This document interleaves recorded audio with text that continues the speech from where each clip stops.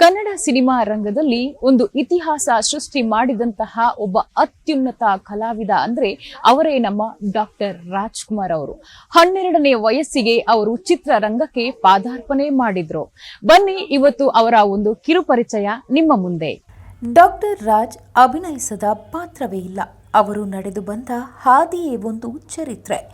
ಮೈಸೂರು ಜಿಲ್ಲೆ ಚಾಮರಾಜನಗರದ ಬಳಿ ಇರುವ ದೊಡ್ಡ ಗಾಜನೂರಿನಲ್ಲಿ 1929 ಏಪ್ರಿಲ್ 24ರಂದು ಮುತ್ತುರಾಜನ ಜನನಿತ್ತು.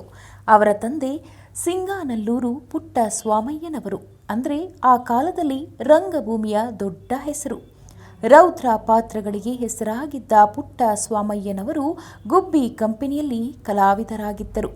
ಬಡತನದಿಂದಾಗಿ ಮುತ್ತುರಾಜ್ ವಿದ್ಯಾಭ್ಯಾಸ ಅರ್ಧಕ್ಕೆ ನಿಂತಿತು. ಗುಬ್ಬಿ ಕಂಪನಿಯೇ ವಿಶ್ವವಿದ್ಯಾನಿಲಯವಾಯಿತು. ತಂದೆಯನ್ನು ನೆರಳಿನಂತೆ ಹಿಂಬಾಲಿಸಿದ ಮುತ್ತುರಾಜ್ಗೆ ಅವರಿಂದಲೇ ತರಬೇತಿಯಾಯಿತು. ರಾಜ್ಕುಮಾರ್ ಜೀವನದಲ್ಲಿ ತಂದೆ ಬೀರಿರುವ ಪ್ರಭಾವ ಅಪಾರ.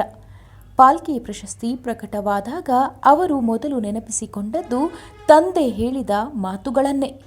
ಇಂತಹ ಸಾಧನೆ ನಿನ್ನಿಂದ ಸಾಧ್ಯ ಎಂದು ಪುಟ್ಟ ಸ್ವಾಮಯ್ಯನವರು ಮಗನ ಭವಿಷ್ಯವನ್ನು ಅಂದೇ ನುಡಿದಿದ್ರು ಅನ್ನೋದು ನಿಜವಾಯಿತು.